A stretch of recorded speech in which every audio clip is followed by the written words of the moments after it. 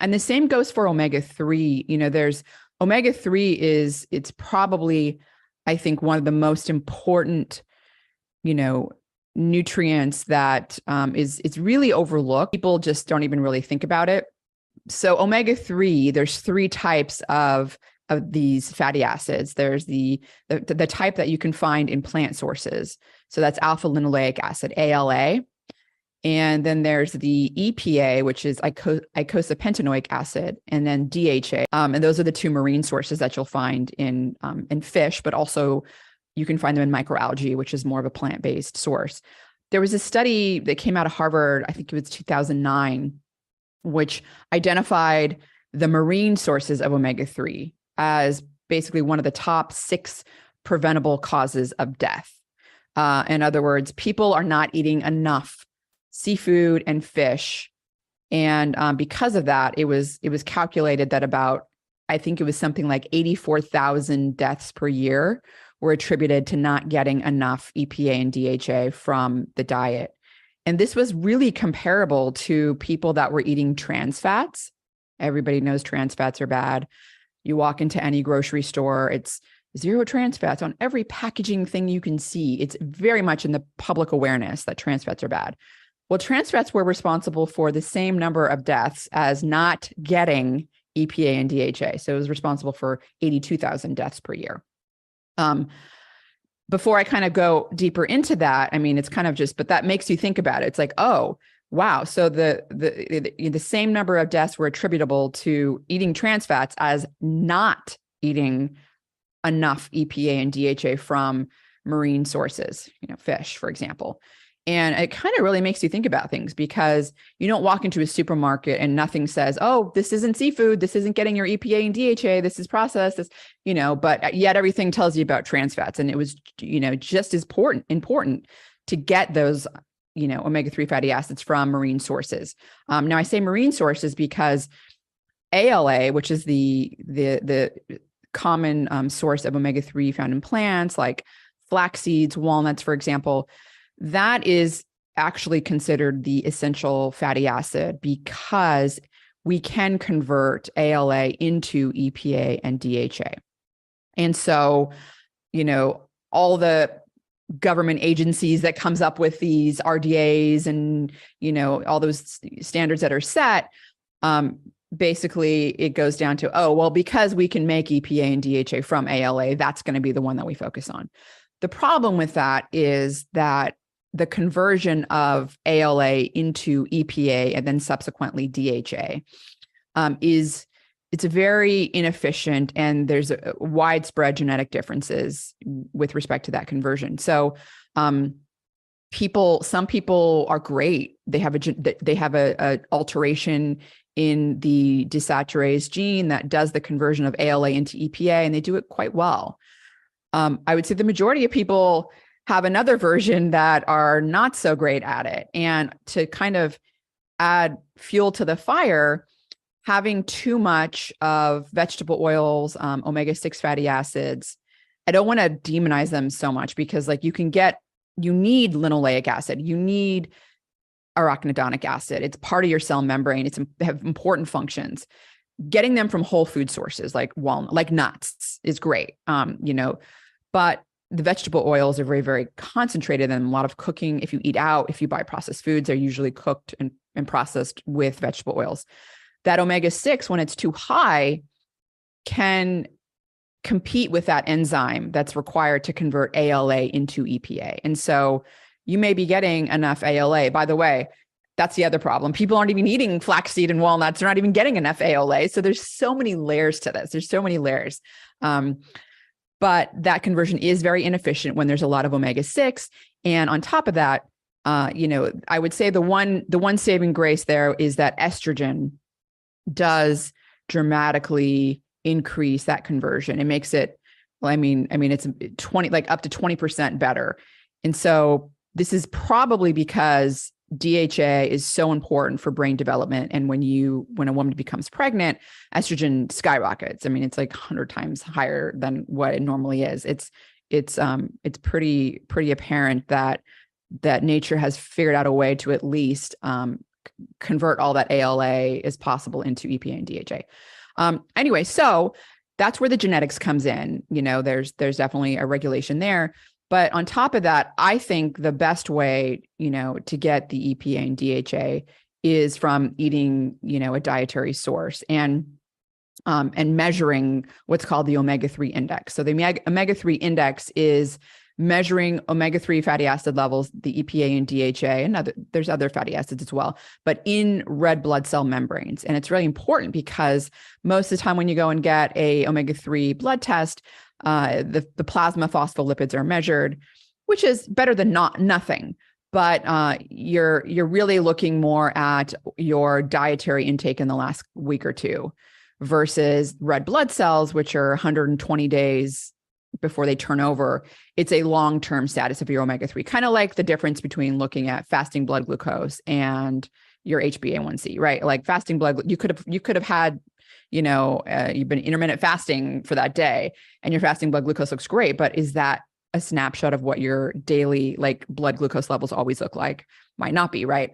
So long-term status, omega-3 index, and there's been a variety of studies from Bill Harris, he's the co-inventor of the omega-3 fatty acid test. I had him on my podcast about a year ago. I've actually joined the Fatty Acid Research Institute, which is a nonprofit institute studying a variety of the roles of fatty acids in human health. I've joined as an associate researcher, and so I'm doing some studies on omega-3 and brain health. But Bill has published a variety of studies looking at omega-3 index and all-cause mortality, cardiovascular related mortality. So I would say when you get the omega-3 index measured, most people in the United States have an omega-3 index of less than 5%. And what Bill has shown from multiple studies is that people that have an omega-3 index of 8% have a 5-year increased life expectancy compared to those that have an omega-3 index of 4%. So 4% versus 8%. There's also evidence that it's related to cardiovascular related mortality as well. But also a very interesting piece of data that Bill published was looking at smokers, and everybody knows smoking is terrible for your health. Like what can you do to accelerate the aging process? Like smoking, right? Smoking, cigarettes, tobacco it's terrible. And this was so interesting. The omega-3 in smokers that had a high omega-3 index, so they were smoking, but they were also eating a lot of fish, supplementing with fish oil. They had an 8% omega-3 index. They had the same life expectancy as non-smokers with a low omega-3 index. In other words, smoking was like being deficient in omega-3. I was blown away by that. Like there's a beautiful graph in the paper. I forgot what journal it was published in. It was a couple of years ago, but I mean, it's just kind of mind blowing.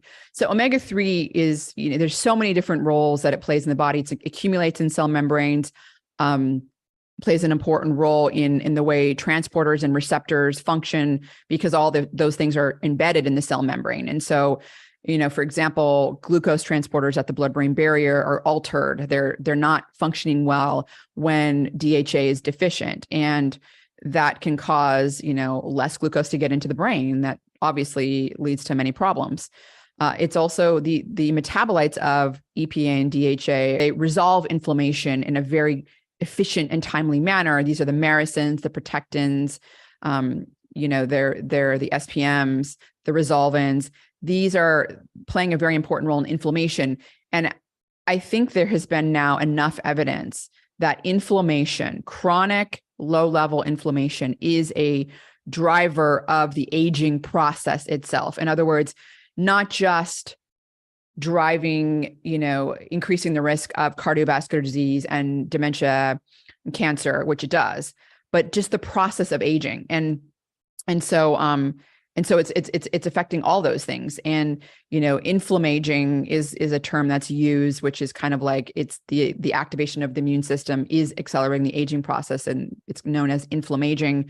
There's neuroinflammation. And there's been like these 7 pillars of aging where you look at all these like physiological processes that are happening like genomic instability is one, protein misfolding is another. And there's also this neuroinflammation. The only thing that was really overlapping between brain aging and just aging itself was the inflammation. That was the most important thing that was accelerating, everything in the brain and also aging, in the body. So having omega-3 is, I think, one of the easiest things that someone can do to improve their inflammatory process, to improve the structure and function of their transporters and receptors. And I know you're going to ask me some research I'm most excited about. I'll give you a preview of that. I'm also excited about a new role of omega-3 in muscle mass and also sensitizing amino acids in skeletal muscle. So there's been some work from Chris McGlory, who I had on my podcast just yesterday. He's actually shown that omega-3 is playing a role in disuse atrophy and through a mechanism where it's not inflammatory. It's not the, anti-inflammatory effect of omega-3. It's actually doing something anabolic. It's somehow affecting muscle protein synthesis. And he thinks it's actually sensitizing muscle to amino acids through some unknown mechanism they're trying to figure out. So I think I'm pretty excited about that new research coming out. Muscle mass obviously is an important factor in aging as well. But I do think that, so when it comes to omega-3, what do you do? I mean, obviously, if you can eat fatty fish that's high in omega-3, salmon, mackerel, sardines, these are all pretty good sources of omega-3 that are also low in contaminants like mercury, PCBs. By the way, there have been now studies that have come out showing that even though fish have, these contaminants, that the omega-3 fatty acids protect against them, and even during pregnancy. So there was this big push, decades ago about pregnant women should avoid eating fish because of the mercury. I think that was a huge mistake. And I'm actually involved in a study looking at omega-3 index in cord blood and neurodevelopmental outcomes. But there's been a couple of studies, one I think big one was in 2015, American Journal of Pediatric published that basically the omega-3 fatty acids, women eating fish, the omega-3 fatty acids protected against any neurotoxicity. And in fact, those children had, better neural outcomes than women that avoided fish. There's also been studies looking at omega-3, like fish intake and intelligence in fish intake during pregnancy and intelligence, at 1 year or 7 years of life. I forgot all the, the follow-up times, but it was shown that, omega-3 was correlated with improved intelligence if the mothers were eating fish, and they were actually using mercury as a biomarker to basically validate their dietary recall, because the women that were taking in more omega-3 had higher mercury. And guess what? The higher mercury was correlated with higher intelligence in the children, not because mercury is improving intelligence, but because the omega-3 is. And the omega-3, the mercury doesn't even matter if you have the omega-3 there. It's really protecting against any potential toxic effects of mercury. So I know that was a bit of a tangent, but it's important because people are kind of scared of eating fish. And, there are some fish that you should be scared of, like swordfish, which is terribly high in mercury and not so high in omega-3. But things like salmon, wild caught salmon is low in mercury, high in omega-3. Also supplementing is I think a really important option. So looking at the 4% omega-3 index, comparing it to the 8%, I mentioned the 5-year increased life expectancy. I think that there's been some studies showing that 1.5 to 2 grams a day supplemental omega-3 can bring people from a 4% omega-3 index to an 8% omega-3 index.